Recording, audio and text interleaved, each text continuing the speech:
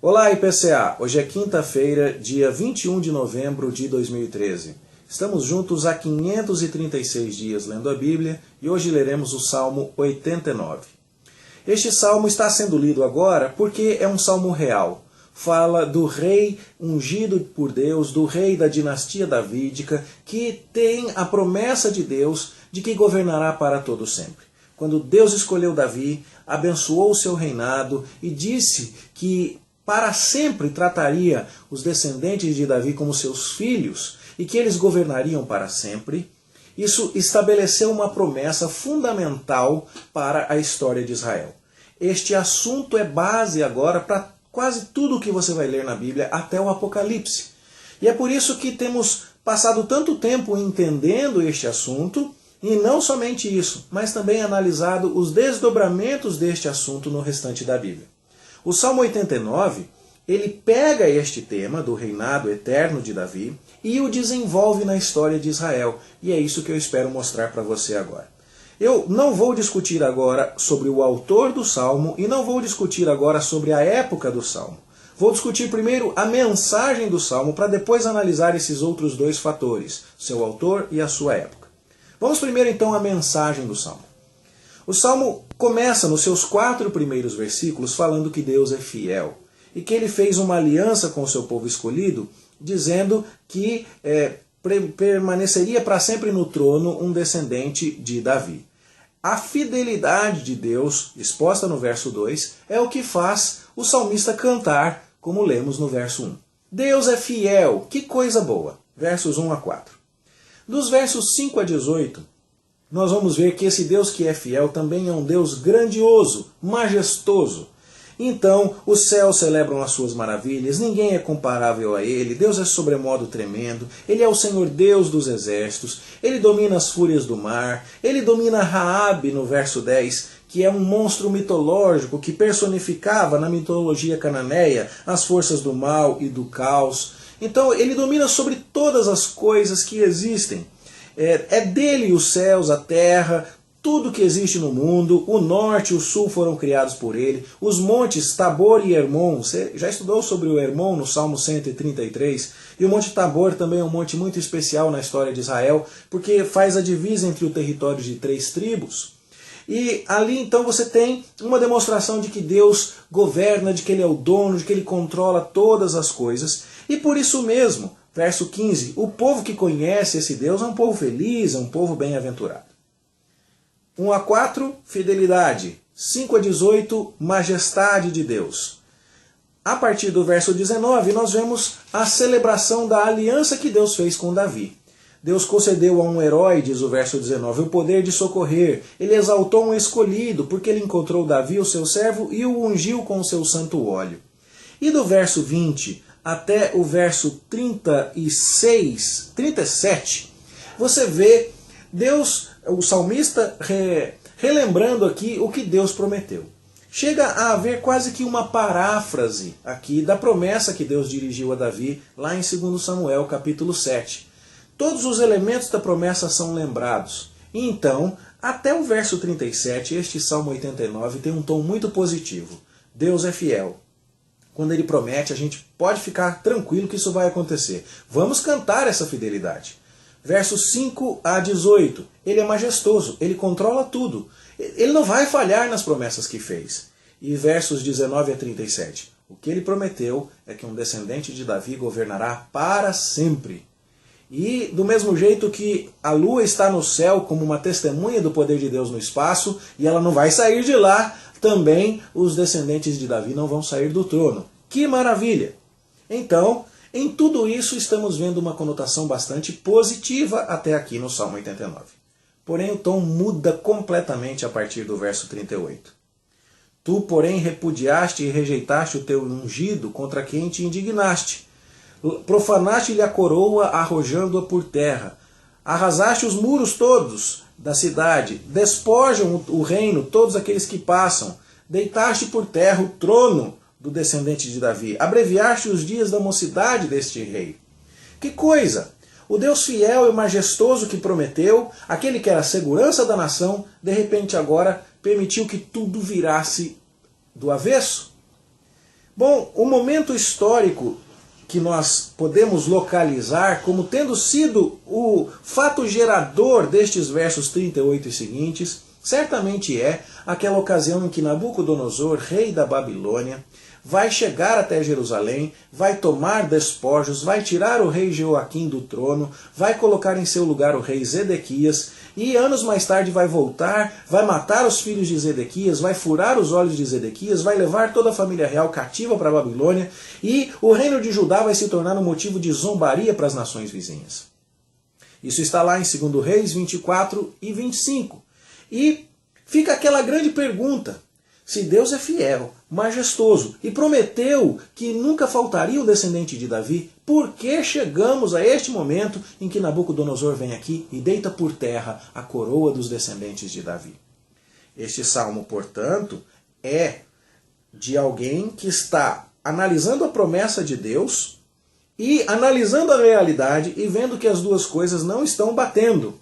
Mas não por culpa de Deus, e sim por culpa do povo que deixou de seguir os caminhos de Deus. É por isso que a parte inicial é tão positiva. E quando se fala da parte negativa, ninguém está culpando Deus aqui.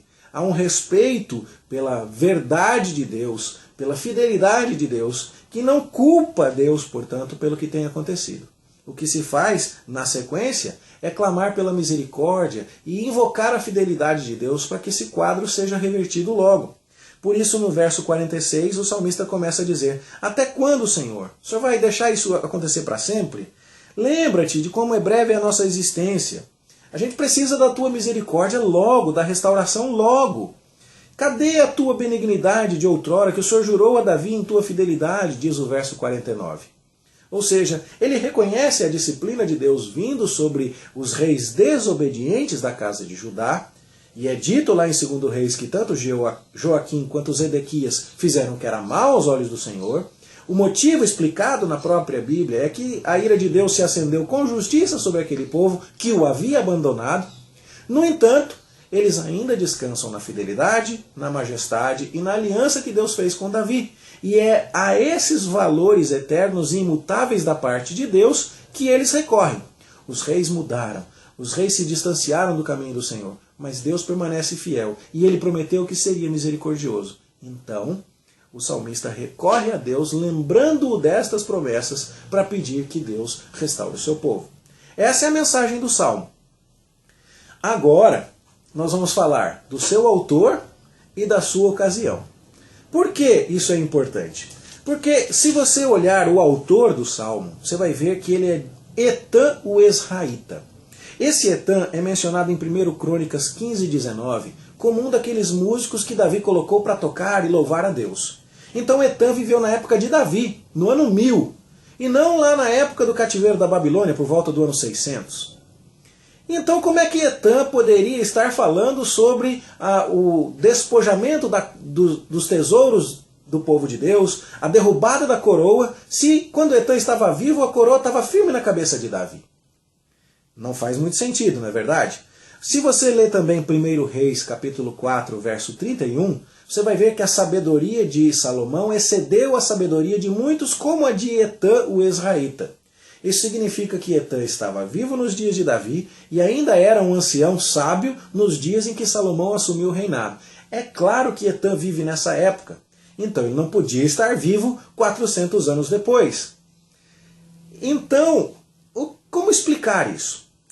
Uma alternativa que nos parece pouco provável é que Etã tenha sido considerado aqui, na hora de se colocar esse título, como o líder do coral que depois, cantando salmos e permanecendo nessa tradição em Judá, acabou compondo esta canção.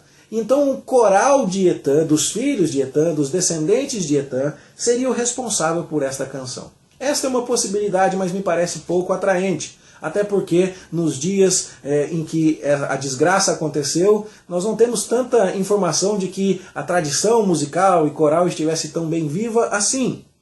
Mas a possibilidade mais plausível, mais provável, é que Etã tenha composto o salmo sim, só que até o versículo 37. Etã falou da fidelidade de Deus, da majestade e celebrou a aliança com Davi. E ele escreveu este salmo nos tempos em que Davi estava com a coroa na cabeça. E o salmo acabava aí, no 37. Só que, 400 anos mais tarde, quando a coroa do rei de Judá é jogada ao chão por Nabucodonosor, quando os tesouros são levados e Judá agora é despojado, quando o jovem rei vê a sua mocidade abreviada, então agora é hora de clamar a Deus. O povo de Israel mudou, mas Deus não mudou nada. E o Deus que prometeu tudo aquilo 400 anos atrás ainda é o mesmo Deus, ele ainda é fiel, ele ainda tem o controle de tudo, e é nisso que o povo deve buscar o seu apoio. É a esse Deus fiel que ele deve recorrer. Então, imagina-se, eu creio que muito acertadamente, que uma geração que viveu na época do cativeiro, na época da destruição de Jerusalém, se apropriou das verdades que foram cantadas por Etã e adicionou então um apêndice a partir do verso 38 até o verso 52. Etã nos ensinou que Deus é fiel, majestoso e que prometeu a Davi. Nós precisamos destas promessas agora, porque a coroa de Judá foi deitada por terra. E eles então voltam àquela verdade cantada 400 anos antes e se apropriam dela para a sua experiência. Isso não é um fato único no saltério. Há outras ocasiões que parecem reforçar a possibilidade deste tipo de ocorrência. Alguém busca uma experiência do passado e a transforma como uma norma para inspirar a devoção no presente. Talvez um dos salmos que você mais conheça, o Salmo 51, tem um exemplo semelhante. O Salmo 51 é aquele salmo que Davi compôs quando adulterou com Batseba e foi confrontado pelo profeta Natã. E então, depois dele pedir perdão a Deus, há 2 versos no final do Salmo 51 que não fazem muito sentido. O verso 18 diz assim: faze bem a Sião segundo a tua boa vontade, edifica os muros de Jerusalém. Como assim edifica os muros de Jerusalém se no dia que Davi pecou com Batseba os muros estavam em pé? Então, o que se supõe no caso do Salmo 51 é que aconteceu algo semelhante ao que houve no Salmo 89. Que quando os muros de Jerusalém foram destruídos por Nabucodonosor, essa geração que voltou-se para Deus quando o rei caiu, lembrando das promessas que Deus tinha feito a Davi, entendeu que deveria confessar o seu pecado. E aí se apropriou também da confissão que Davi fez quando pecou com Batseba e tornou aquela confissão não meramente a confissão de Davi, mas também a sua. E ao final então diz: Senhor, agora restaura os muros de Jerusalém. O Senhor restaurou a Davi, restaura nós também que caímos, nós os descendentes de Davi. O que de maravilhoso eu aprendo aqui, meus irmãos, é que nós precisamos imitar os nossos irmãos do passado. Nós não precisamos criar nada novo. Nós só precisamos reconhecer que o mesmo Deus, imutável Deus, continua fiel, majestoso, continua cumprindo o seu pacto. Nós é que mudamos. Deus não mudou. E o que precisamos é voltar à Escritura, resgatar os valores dos quais nos distanciamos e clamar pela misericórdia de um Deus imutável. Esse Deus é a nossa segurança. Ele não muda, Ele não mudará. E a grande certeza e a grande esperança que temos é que Ele prometeu que vai nos abençoar. Na pessoa do herdeiro definitivo de Davi, o nosso Senhor Jesus Cristo. E é então hora de nos voltarmos à Escritura e tomarmos todo o cuidado do mundo para regularmos a nossa vida de acordo com aquilo que Deus quer, com muito cuidado, sempre, examinando constantemente a nossa vida, porque nós mudamos, nós nos afastamos. O povo de Judá foi se afastando tanto da lei de Deus, que Deus cumpriu as ameaças da sua aliança e disciplinou o seu povo. E aí, ao invés do povo culpar Deus e dizer: Deus, o Senhor disse que não ia nos proteger, o Senhor disse que ia nos garantir, e agora olha só o que está acontecendo. O salmista foi humilde o suficiente para reconhecer: o Senhor não mudou. O Senhor continua fiel, majestoso e cumpre a sua aliança. Mudamos nós. E a nossa esperança é a gente se ajeitar e voltar para o Senhor, porque o Senhor não muda. Esse salmo então me ensina de maneira maravilhosa que quando alguma coisa está dando errado, não é porque Deus mudou, é porque eu mudei. É claro que existem provações que não estão ligadas a pecados nossos, mas muitas vezes nós temos a tendência de jogar a culpa em Deus ou de nos revoltarmos contra Deus. Mas na verdade o nosso maior problema somos nós mesmos. Então que fique aqui a lição. O povo precisou aprender e ir buscar a promessa de Deus para Davi lá atrás. Lá no Salmo 51 eles precisavam confessar e foram buscar o modelo de confissão de Davi lá atrás. E nós hoje precisamos olhar para esse mesmo Deus, que prometeu infalivelmente há 3.000 anos atrás, algo que ele cumpriu perfeitamente há 2.000 anos atrás, e nós não precisamos temer qualquer coisa, porque ele não mudou, ele não mudará.